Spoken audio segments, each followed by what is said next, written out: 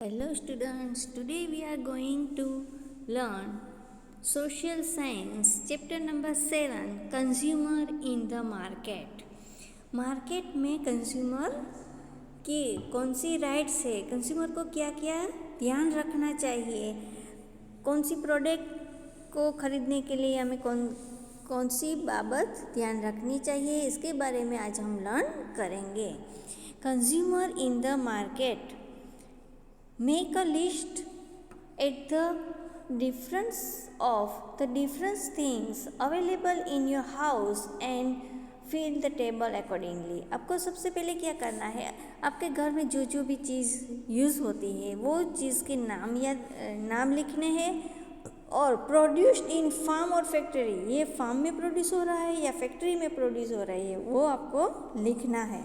जबकि हम vegetables fruits खरीदते हैं, कोई अनाज खरीदते हैं, गेहूँ चावल, तो ये सब फार्म में प्रोड्यूस होते हैं, तो आपको ये थिंग के सामने फार्म लिखना है। और कोई चीज़ ऐसी होती है जो हम फैक्ट्री से आती है, तो ऐसी चीज़ के सामने फैक्ट्री लिखना है। जबकि सोप है, कोई भी मटेरियल्स है तो वो भी फैक्ट्री में बनता है, क्लॉथ है वो फैक्ट्री में बनता है, तो आपको फैक्ट्री लिखना है।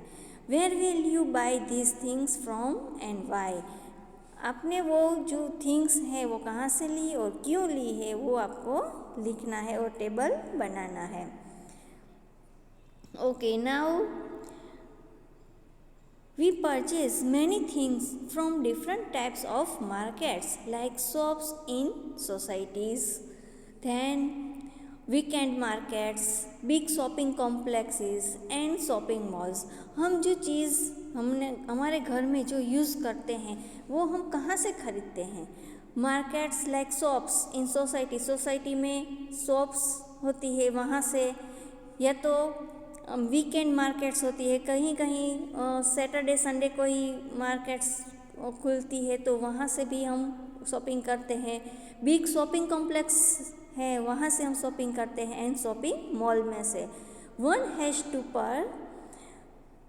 पे money to purchase goods from this markets, और हर एक व्यक्ति को क्या करना चाहिए, तो वो उसके बदले में वो रुपीस पे करते हैं, pay money to purchase goods from this market में से अगर हमें कोई भी चीज़ लेनी है, परचेज करनी है, तो उसके बदले में हमें उसको रुपीस देना पड़ता है।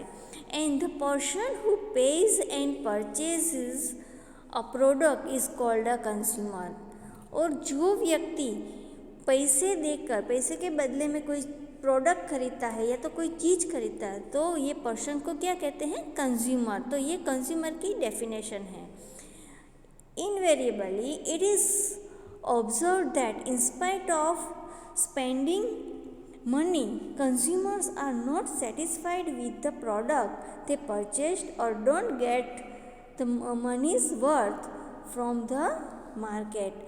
कभी कभी क्या होता है कि it is observe that in spite of spending money को स्पेंड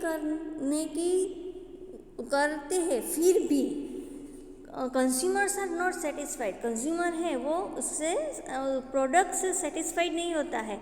कभी कभी ज़्यादा हम पैसे देते हैं फिर प्रोडक्ट में क्वालिटी अच्छी नहीं आती है, इसमें कभी कभी क्वांटिटी कम आती है, तो हम वो कंज्यूमर है वो सेटिस्फाइड नहीं होते हैं। And they purchased or don't gate there मनीज worth, और उसने जितने मनीज स्पेंड किए हैं उसकी अच्छी तरह से उसको रिफंड नहीं मिल रहा है from the market. As a consumer, we ought to get good quality products and not suffer a loss। हाँ, अगर हम एक कंज्यूमर है तो कंज्यूमर को एक राइट दिया गया है कि वो कंज्यूमर को अच्छी शॉपकीपर है वो कंज्यूमर को गुड क्वालिटी में की products he they, and not suffer A loss, और कंज्यूमर को कभी लॉस सफ़र ना करना पड़े।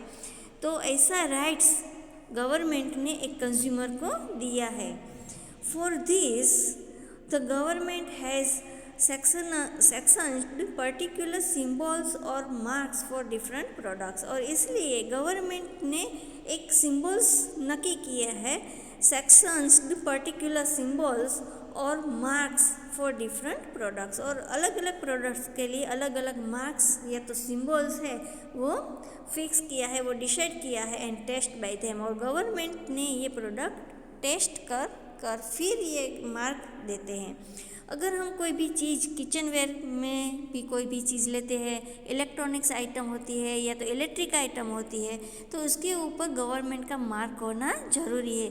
गवर्नमेंट का मार्क है इसका मतलब कि ये जो क्वालिटी है, ये जो प्रोडक्ट है उसकी क्वालिटी चेक की गई है, और इसमें कोई भी फॉल्ट हो तो हम वो ग्राहक सुरक्षा जो सेंटर होता है वहाँ हम कंप्लेन कर सकते हैं।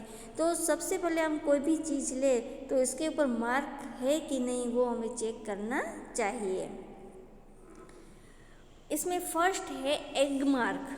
तो एग मार्क का सिंबल है वो किसके लिए यूज़ होता है? Use for agriculture products. कोई भी हम एग्रीकल्चर प्रोडक्ट्स खरीदते हैं तो उसके ऊपर एग मार्क वाला सिंबल होना चाहिए। जैसे कि हम कोई भी गेहूँ या तो चावल खरीदते हैं या तो कोई भी पल्सेस खरीदते हैं तो वो एग्रीकल्चर प्रोडक्ट्स हुई। तो एग्रीकल्चर प्रोडक्ट्स अगर पैकिंग में मिलती है तो उसमें ऊपर एग मार्क सिंबल होता है। फिर ISI सिंबल। ISI सिंबल किसके लिए यूज़ होता है? For house hold products. कोई भी हाउस होल्ड प्रोडक्ट्स में जैसे कि इलेक्ट्रिक आइटम है या तो किचनवेयर है, तो ऐसी हाउस होल्ड आइटम के ऊपर ISI सिंबल होता है। वो भी गवर्नमेंट ने वो ये प्रोडक्ट गवर्नमेंट ने टेस्ट किया है, ये क्वालिटी अच्छी है, उसका ये प्रमाण है कि ISI सिंबल। फिर है वुल मार्क। तो wool mark symbol is used for woollen products. कोई भी वुलन प्रोडक्ट्स, हम विंटर में जो वुलन के कपड़े पहनते हैं या तो ब्लैंकेट्स होते हैं, तो उसके ये जो प्रोडक्ट्स है उसमें वुल मार्क होता है। तो ये वुल मार्क का मतलब कि ये क्वालिटी अच्छी है और गवर्नमेंट ने जांच की है। देन लास्ट है BIS hallmark is used for silver gold ornaments. ये BIS वाला हॉलमार्क है वो किसके लिए यूज़फुल है? सिल्वर और गोल्ड ऑर्नामेंट्स में ये BIS वाला मार्क है वो देते हैं। इसका मतलब कि ये जो सिल्वर या तो गोल्ड के ऑर्नामेंट्स हम खरीदते हैं वो प्योर है, इसमें कोई भी इम्प्योरिटीज़ नहीं है, मतलब इसमें कोई मिक्स नहीं किया है और कोई मेटल प्योर गोल्ड है, इसका ये प्रमाण है कि ये BIS मार्क वाला है। तो हम कभी भी सिल्वर या गोल्ड के ऑर्नामेंट्स खरीदना चाहते हैं तो BIS वाला मार्क ही देखना चाहिए। Usually the things marked by these symbols are not bad in quality and quantity. इसका मतलब क्या हुआ कि अगर कोई भी चीज़ हम खरीदते हैं, इसमें ये चार में से कोई भी एक मार्का है, तो इसका मतलब कि ये सिंबल्स आर नॉट बैड, ये खराब नहीं है। किस में खराब नहीं है? क्वालिटी और क्वांटिटी। इसमें अगर क्वांटिटी है तो वो क्वांटिटी भी कम नहीं है, या तो क्वालिटी उसकी खराब नहीं है। There is a green colored mark for vegetarian eatables.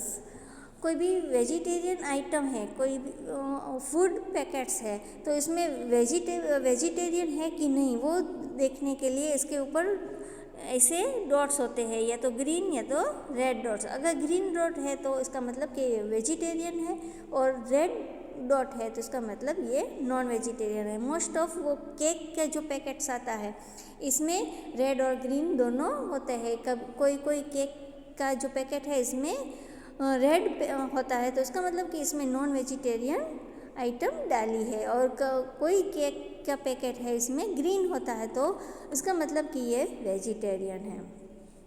Now what things should be kept in mind while purchasing goods. हम कोई भी गुड्स, कोई भी चीज़, कोई भी प्रोडक्ट अगर परचेज करना चाहे तो हमें कौन कौन सी बातें ध्यान रखनी चाहिए? Fill the information in the following table from the wrappers of different products.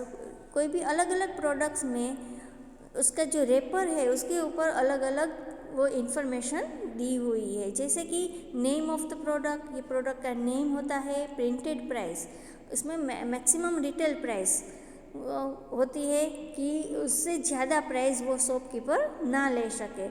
फिर नेम ऑफ द कंपनी, वो कौन सी कंपनी ने बनाई है वो प्रोडक्ट, वो कंपनी का नाम भी होना चाहिए। नेट वेट, कितना वेट है उसका वो भी होना चाहिए। Date and month of packing, ये जो प्रोडक्ट है वो कौन सी डेट को और कौन सा मंथ में कौन से ईयर में बनाई है वो भी डेट लिखी हुई है।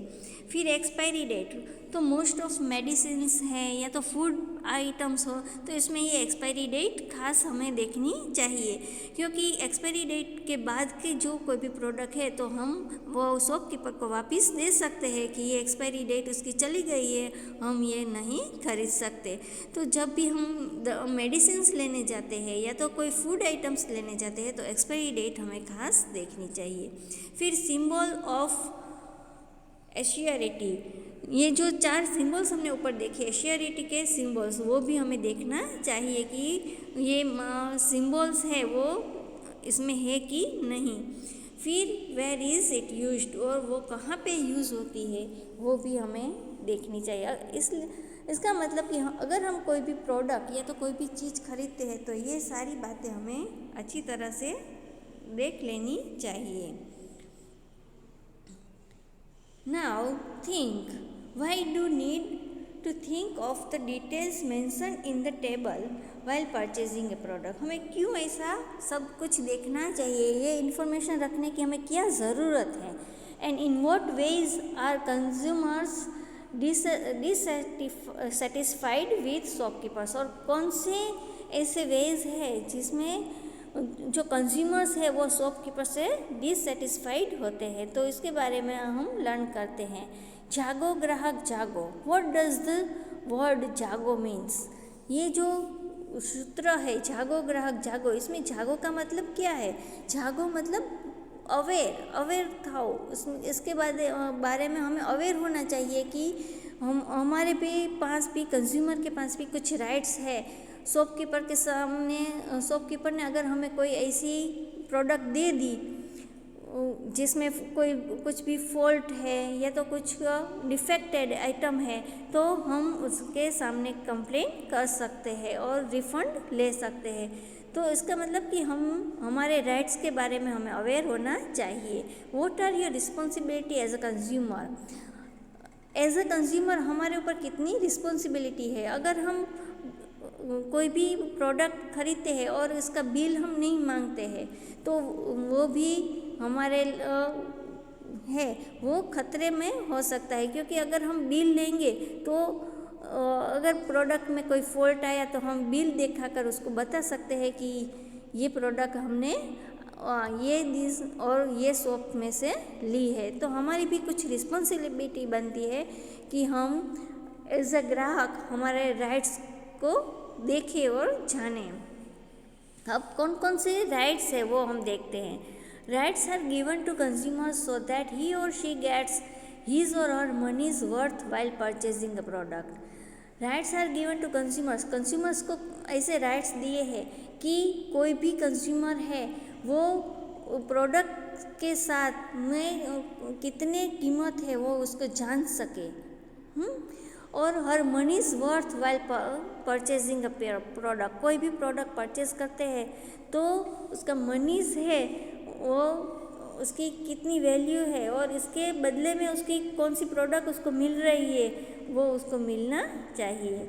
Right to get information about goods to choose and complain if not satisfied with the purchase product. और दूसरा राइट क्या है? टू गेट इन्फॉर्मेशन, सब इन्फॉर्मेशन उसको मिलनी चाहिए। अगर कोई कंज्यूमर चाहे तो शॉपकीपर से सारी इन्फॉर्मेशन ले सकते हैं कि वो प्रोडक्ट है वो कब बनी है, वो उसमें स्पेयर, अगर कोई इलेक्ट्रॉनिक्स या इलेक्ट्रिक आइटम है तो उसके जो स्पेयर पार्ट्स है वो किस कंपनी के हैं, वो सारी इन्फॉर्मेशन उसको मिलनी चाहिए। Right to demand for the bill of the goods purchased, और उसको बिल मांगने का भी एक राइट है। अगर कोई शॉपकीपर बिल देने से मना करता है तो कंज्यूमर है वो कंप्लेंट कर सकते हैं।